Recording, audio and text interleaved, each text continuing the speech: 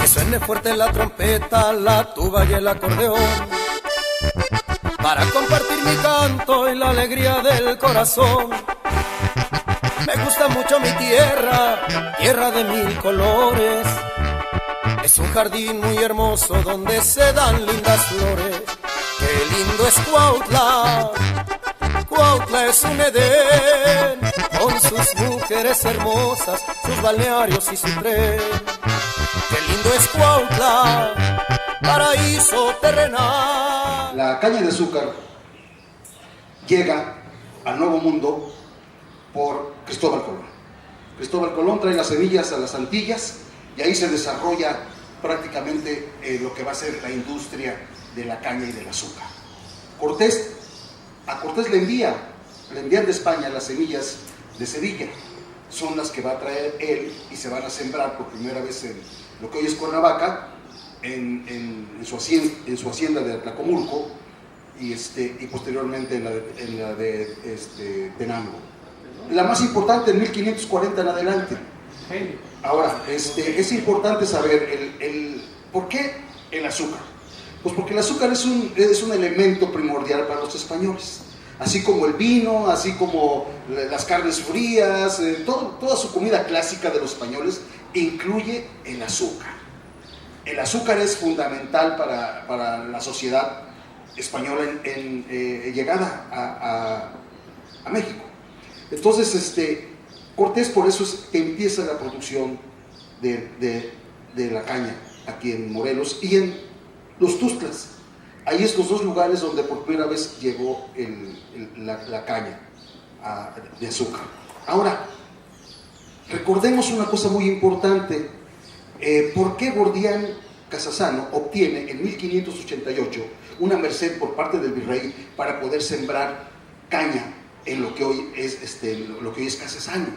Bueno, porque en esos momentos precisamente la corona obtenía la lucha jurídica que tenía con el marquesado de Cortés, en el que reclama las amilpas para sí. O sea, desde las minas de Huautla hasta la parte de Tetelcingo final, agarrando parte de Yecapistla y de Yautepec, son las amilpas. Ese corredor se le otorga a la corona más o menos en esas fechas. Es por eso que Gordián Casasano obtiene la merced por parte del virrey, porque estas tierras ya pertenecían a la corona. Entonces, eran realengas. Eran realengas, exactamente. Cuautla es nombrada pueblo realengo. ¿Por qué? Porque es administrado por autoridades virreinales. Estamos fuera del ámbito político totalmente del marquesado de Cortés. Entonces, así es también como nace la segunda hacienda aquí en Cuautla, que es la de Santa Inés. Diego de Caballero también obtiene una merced por parte del virrey para obtener tierras en lo que hoy conocemos Santa Inés. Pues en 1600 de la Concepción, ¿no? Se llamaba también. No, el hospital. Esta es sí. Entonces, Santa Inés, Casasano nacen como ingenios, produciendo muy poca azúcar en su principio y muy poca refinada. O sea, ese asunto de la refinación será años más adelante, ¿verdad?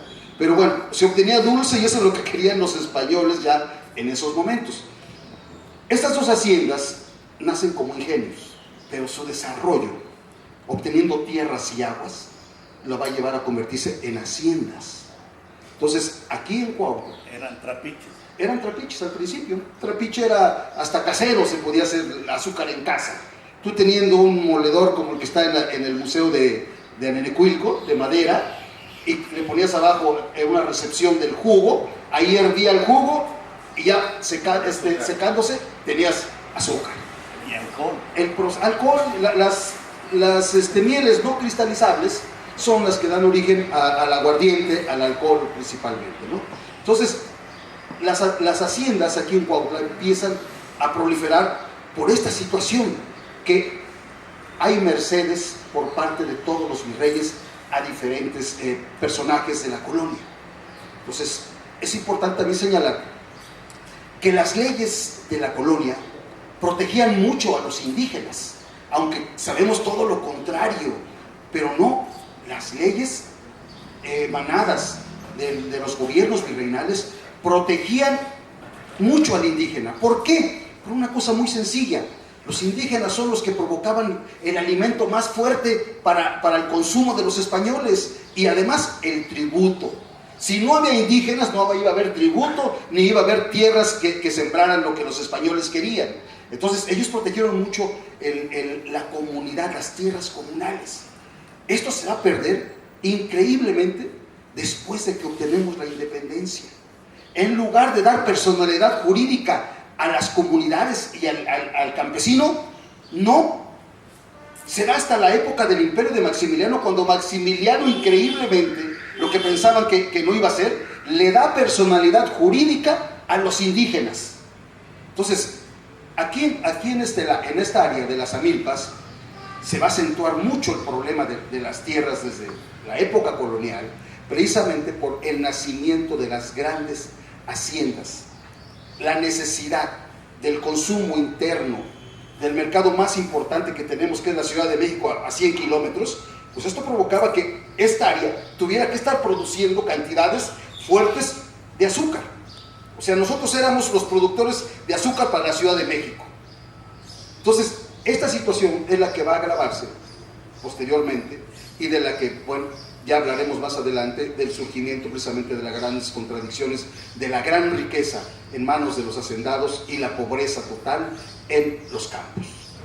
Esta información nos envía rápidamente a un análisis que yo me permito hacer sobre el modo de producción que imperaba en ese momento en el mundo, no solamente en América, sino lo que pasaba en el viejo mundo, lo que pasaba en el contexto de la economía política. Veníamos de un modo de producción esclavista, y en ese momento había un modo de producción feudal. Ese mismo esquema que prevalecía en el viejo mundo se traslada, pues, y se incuba el marquesado, que es una copia fiel a un modo de producción y que va a dar paso a una formación social, donde ya vamos a ver que los pueblos originarios, que estaban muy bien organizados y además protegidos, como dice Samuel, eso totalmente está escrito, que la corona, el virrey y los españoles protegían, no eran aptos, ellos no se les permitía trabajar en labores de trabajos forzados. Entonces se ve la necesidad, las haciendas, de traer a esclavos del África, ¿no? Del Congo. Entonces aquí en Morelos se da, y vienen los primeros, por allá de 1750, 60, los primeros esclavos, y se va repitiendo el esquema del sistema capitalista, pues, pero en sus fases del feudalismo. Y entonces allá en las películas de Robin Hood, en las que vemos que están los castillos, está el rey, está el sacerdote y está el militar. Aquí pasa exactamente lo mismo, ¿no? Si vamos a la hacienda de Casasano, está la administración, está la iglesia, que es la capilla que está ahí, y la hacienda, las haciendas eran unos fortines donde se guardaba el armamento y las municiones para cualquier levantamiento de la gente trabajadora. Entonces es el mismo esquema. ¿Y los siervos de la gleba? Y las siervos de la gleba. No, se da, es un fenómeno universal, es un fenómeno que se da, y entonces ya tenemos aquí, aparecen los esclavos, pero entonces también aparecen unas nuevas clases sociales, unas nuevas clases supeditadas de dominación, de explotación. Están los hacendados, que hacen mancuerna con el gobierno, porque son los que otorgan las mercedes, las encomiendas, son los que son como hoy también se puede ver más o menos dibujado. Y luego vienen los trabajadores, y los trabajadores, ya dijimos que los autóctonos, los originarios, protegidos, entonces los esclavos, pero también había la hacienda de la caña, es un ciclo de 12 a 15 meses en ese entonces hay mucho tiempo de no hacer nada. Entonces esta gente ya venía a hacer los trabajos aquí a los cañaverales, se regresaba a sus tierras donde normalmente sembraban algodón, sembraban maíz, y este tipo de cultivos se fue desapareciendo, como dice Samuel, se fue avasallando la caña de azúcar, fue desapareciendo ese tipo de cultivos y también ese tipo de gentes, ¿no? Que eran realmente los que tenían la explotación de un pedazo de tierra. Entonces se dan los temporaleros que ahora existen todavía, que vienen a la quema de caña, ¿no? Todavía persisten esas formaciones sociales, increíblemente después de 4 siglos, siguen y persisten, y lo vemos aquí en Cuautla, que son realmente necesarias las gentes. Para el tiempo de cosecha de la zafra se requiere muchísima mano de obra. Valga decir el comercial, la UNESCO tiene catalogada la caña de azúcar como un cultivo que más mano de obra genera a nivel mundial. De todos los cultivos que existen en el mundo, el que más beneficios otorga en mano de obra, en ocupación y en derrama de dineros es la caña de azúcar. Por eso persiste, ¿no? Puede ser lo que dice Carlos, bueno, es que explicarlo es una explicación. Pasa ya del modo del feudalismo, pero como dice Samuel, estamos cerca de la Ciudad de México, que es el centro de consumo más grande por excelencia de todos los siglos, por los siglos.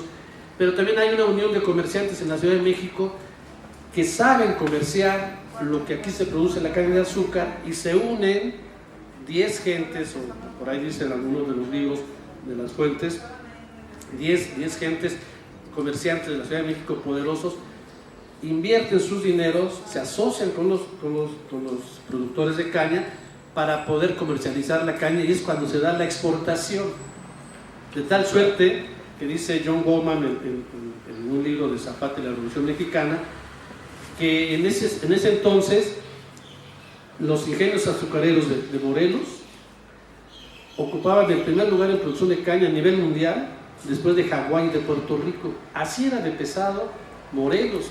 Pero también la otra razón es que el agua de Cuautla, a la fecha, me dicen los campesinos que le saben a esto de las siembras, que es de un valor, de una calidad que no tiene par en otro lado. El tipo de agua, las horas sol, la clorofila, todo este fenómeno físico que tenemos en Cuautla hace que los estándares de producción de todos los cultivos que se han practicado aquí rebasen los niveles. Y bueno, desde luego el trabajo, yo oigo mucho a veces a nuestro amigo Félix Rodríguez, que otra vez por segunda, tercera, cuarto año consecutivo, primer lugar de calidad de azúcar, el ingenio de Casasano. Y dice uno, bueno, es tierra bendita y privilegiada, ¿no? Mucho tiene que ver el agua, mucho tiene que ver el trabajo. Que lo diga la Coca, ¿no? Bueno, que lo diga la Coca-Cola, que ahí tengo también la información que hay mucha gente mexicana que está en Estados Unidos y que tiene añoranza de la Coca-Cola. No, sin embargo, que es producida en Morelos, se la llevan de Cuautla. No estamos haciendo comercial. Se la llevan para allá, digo, nomás para que vean la calidad del agua. Sí, miren, la caña sigue siendo importantísima en el desarrollo del país. Ahora somos en el PIB una minoría, pero al final de cuentas la siembra, el cultivo, la cosecha e industrialización de la caña sigue siendo de interés público.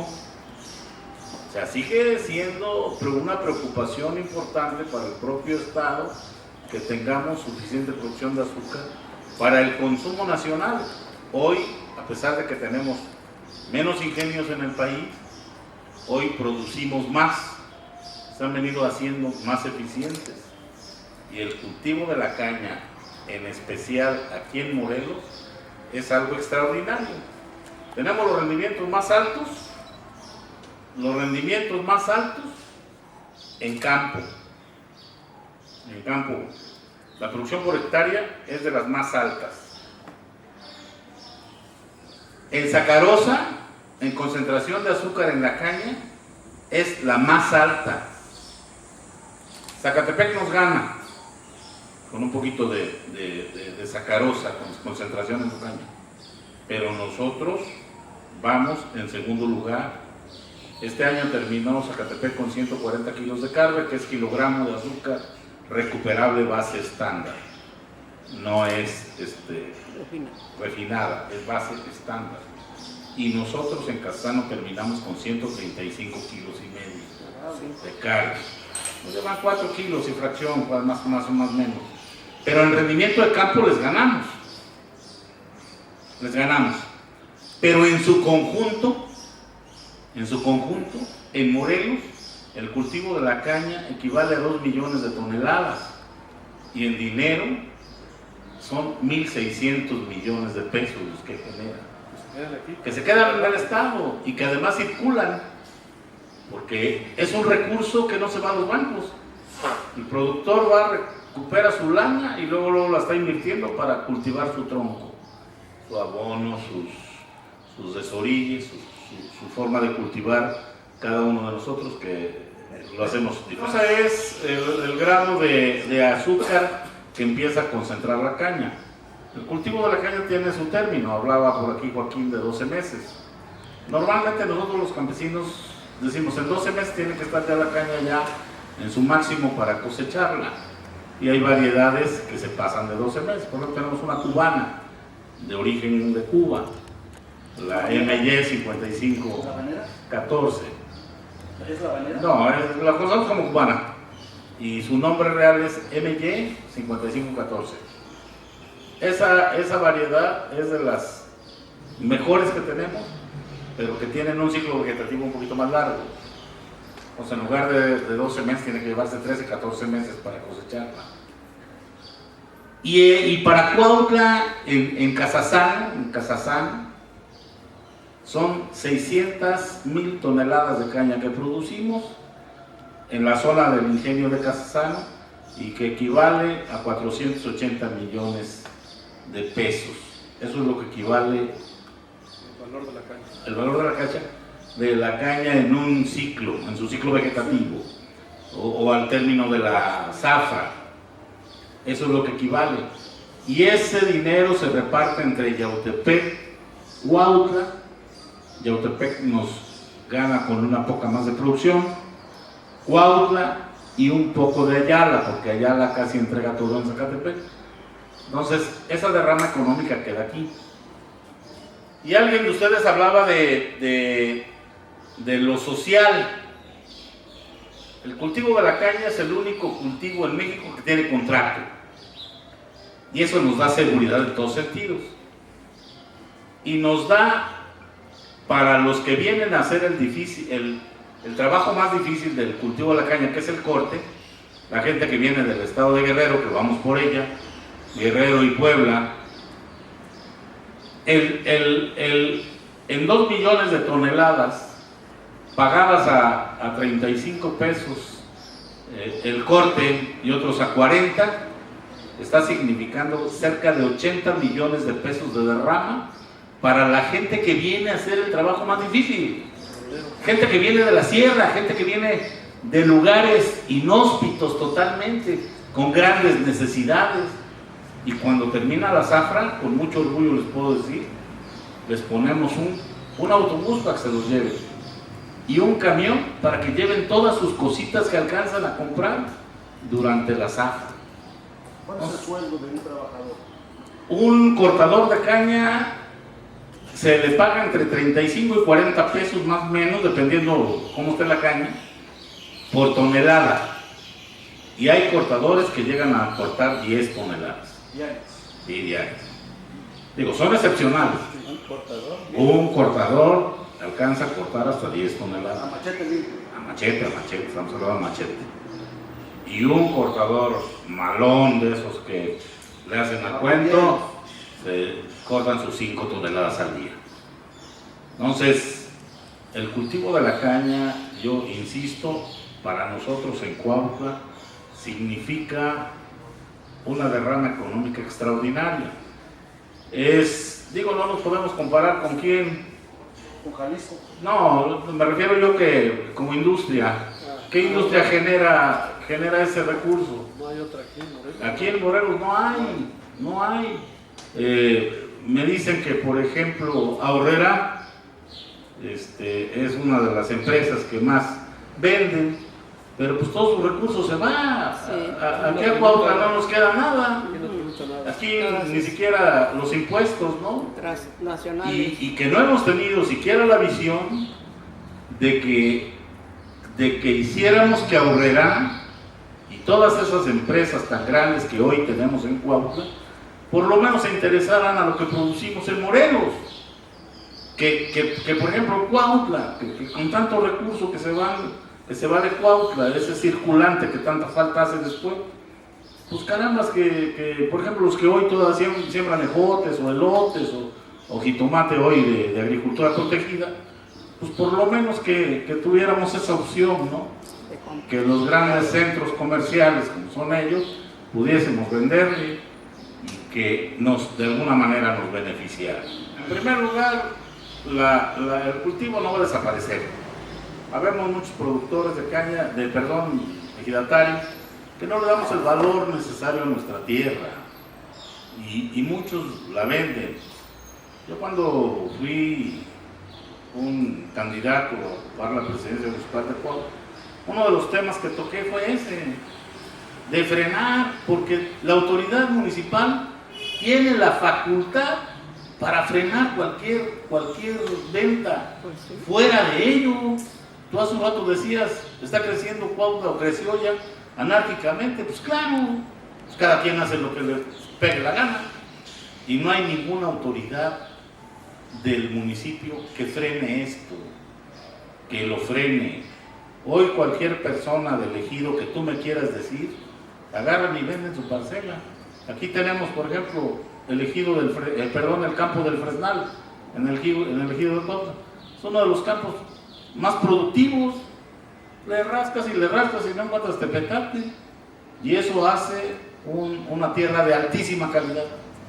Y allá, hasta el fondo del Fresnal, ya hay fraccionamiento. ¿Dónde se ve? Hay del rastro te metes para el poniente. Ahora se siembra amarilla. Todo eso. Siguiendo el canal de Xochitengo. El Xochitengo entra al Fresnal y empieza a regar a Nenecuilco. Y es una lástima que ninguna autoridad se ponga en ese plan. En primer lugar debe tener su propio desarrollo, ¿no? ¿Cómo lo llaman? El plan municipal de desarrollo. Y de lo demás, pues cuidar lo demás. La tierra para lo que su naturaleza es, que es darnos alimento, es cultivarla y darnos alimento, ¿no? Ese es el fin. Y desgraciadamente, ya lo comentaron ustedes, hoy cualquier persona se mete y fracciona. El cultivo de la caña es tan importante para todos nosotros, para el país, que tengo por seguro que no va a desaparecer. Tenemos cerca de 6,000 hectáreas sembradas en la zona de abasto. Productores aproximadamente son como 5,000 productores. De Casasano nada más, ¿eh? No hay industria que lo tenga. Que es el pequeño. No hay industria que lo tenga. Ay, no, por eso les decía yo, ¿con quién nos comparamos? Pues, simplemente en Cuautla no hay. Los propios comerciantes de la ciudad de Cuautla, con las gentes que me conocen y puedo entablar alguna plática, lo primero que me dicen, Félix, ¿cuándo empieza la zafra? ¿Y cuándo empieza la zafra? ¿Por qué? Porque empieza a haber una derrama económica semanal y considerable, grande. Nosotros acá, para el corte de la caña, tenemos que tener 600 cortadores, 650 cortadores. Semanalmente cortamos más de 20,000 toneladas. Entonces, es una derrama económica muy grande. Cortadores, choferes, transportistas y las alzadoras. Y en lugar de 600 te vas a 1,000 jornales diarios que tú estás generando. El ingenio de Casano, que es de los más pequeños. Zacatepec es un monstruo, muere el doble de nosotros. Zacatepec llegó a moler 1,5 millones de toneladas. Hoy andan moviendo 1,200,000, 1,300,000, 1,150,000. Y la zona oriente del estado, Carlos, y tú, Samuel, lo que es Azochiapan, Tepalcingo, Jonacatepec y Jantetelco, ya producen 200,000 toneladas de caña que van al ingenio de Atencingo. O sea, se producen Morelos, pero se va al ingenio de Atencingo, Puebla, que es otro de los ingenios similares al de nosotros. Dios nos permitió nacer en esta zona tan rica y Atencingo es parte de esta zona, Carlos, aunque pertenezca a Puebla. Entonces, Por ejemplo, el Zacatepec 140 kilos de carne, nosotros 125, 600 gramos, Atencingo 128 kilos. O sea, es la misma, más o menos es la misma zona. Influye mucho para la concentración de azúcar la altura sobre el nivel del mar, ¿no? Entonces tú sabes que Zacatepec, toda esa zona, andan en 800 metros, 850, nosotros andamos en 1200, más o menos, y eso hace que la caña no encuentre madurez tan rápido. Por eso es los altos rendimientos que tiene Zacatepec. La calidad de azúcar nosotros teníamos, cuando la Coca-Cola nos compraba todo, y el dueño era Enrique Molina, nos compraba toda el azúcar a Casasano precisamente por la alta calidad. La Coca-Cola, digo, ya lo dijo Carlos, estamos haciendo muchos comerciales de ellos, pero desgraciadamente o afortunadamente para ellos y para nosotros, compran artículos de primerísima calidad, y un tiempo nos estuvieron comprando toda la producción de Casasano. Pasa al gobierno federal cuando lo expropia Vicente Fox, hoy lo acaban de privatizar nuevamente, y para nosotros lo importante es que el gobierno federal siga haciendo arreglos con el gobierno de los Estados Unidos de Norteamérica para seguir exportando azúcar. Hoy con menos ingenios en el país, son 52, 53, hoy con menos ingenios producimos el doble de azúcar. Cuando Carlos Salinas de Gortari privatiza nuevamente los ingenios del país, producíamos 3,5 millones de toneladas de azúcar. Hoy, después de 20 años, 20 y tantos años, éramos 68, 69 ingenios, hoy tenemos 52, y la última cosecha fue de 7 millones de toneladas de azúcar.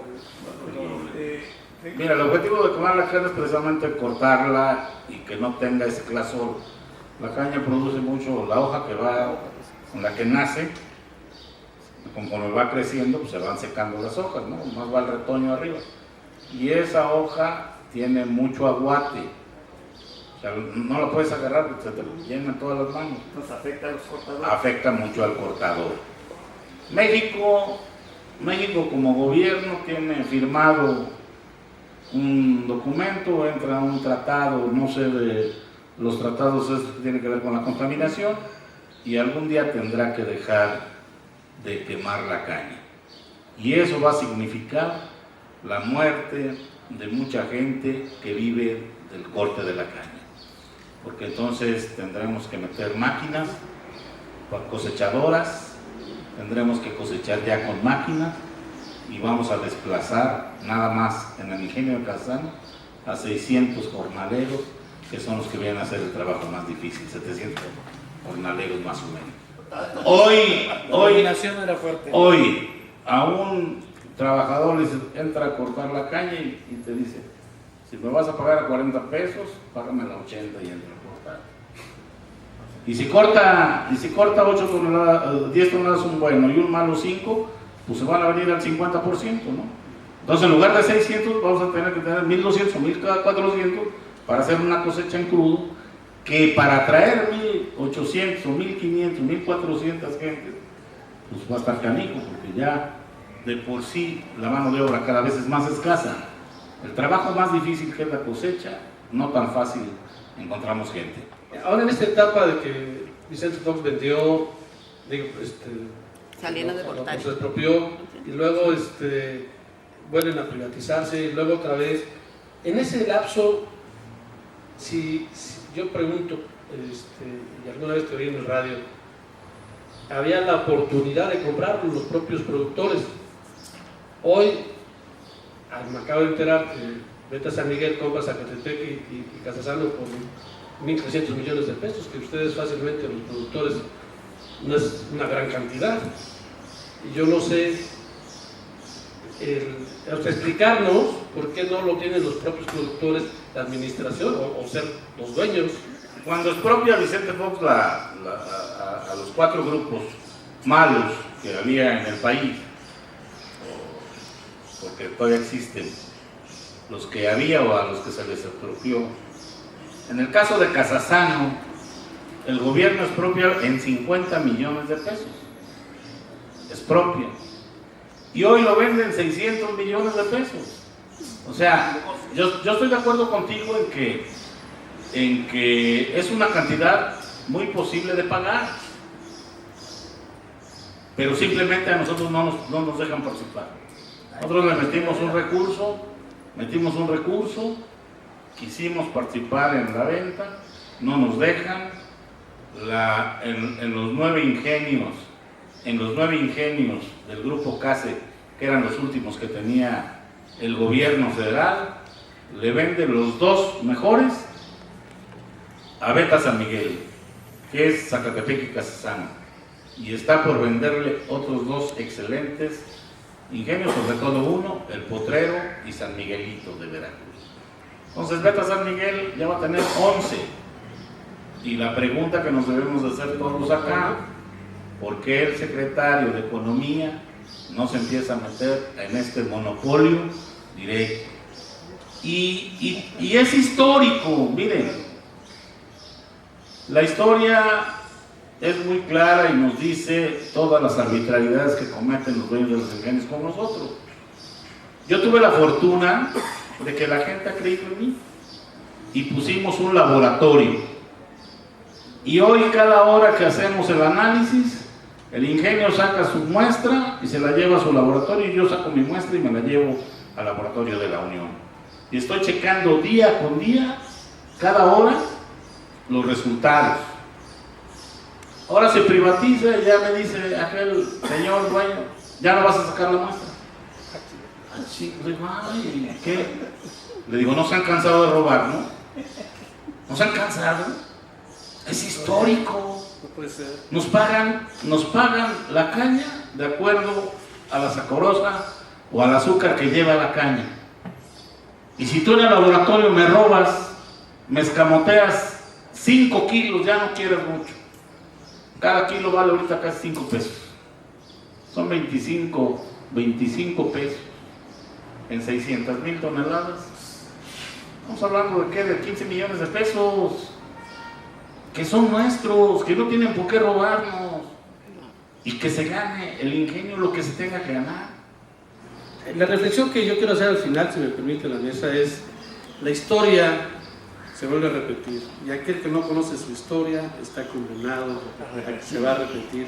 Entonces, si tenemos grandes lecciones,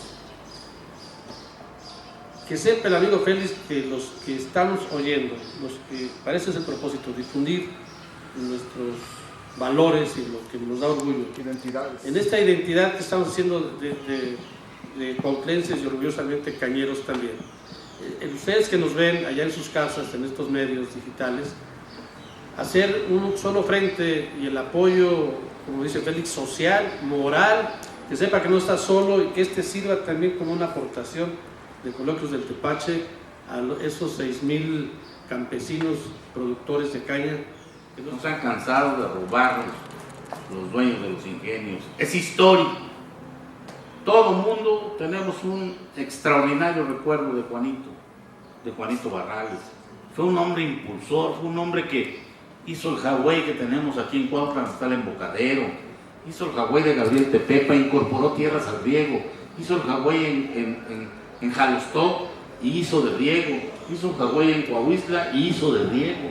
Esas gentes emprendedoras, ojalá algún día vuelva a llegar aquí a nuestra hermosa Cuautla una gente con esa visión, con esa forma de emprender y hacer mejor las cosas. Y la próxima le estamos pidiendo a Félix Rodríguez Sosa que toquemos el tema del arroz. Entonces, para la próxima estemos pendientes, y también otra de las muchas de las cosas que nos está dando identidad es el arroz. Lo tocaremos también, que él es experto o es cultivador del arroz. Muchas gracias. Que suene fuerte la trompeta, la tuba y el acordeón, para compartir mi canto y la alegría del corazón. Me gusta mucho mi tierra, tierra de 1000 colores. Es un jardín muy hermoso donde se dan lindas flores, Qué lindo es Cuautla, Cuautla es un Edén, con sus mujeres hermosas, sus balnearios y su tren. Qué lindo es Cuautla, paraíso terrenal.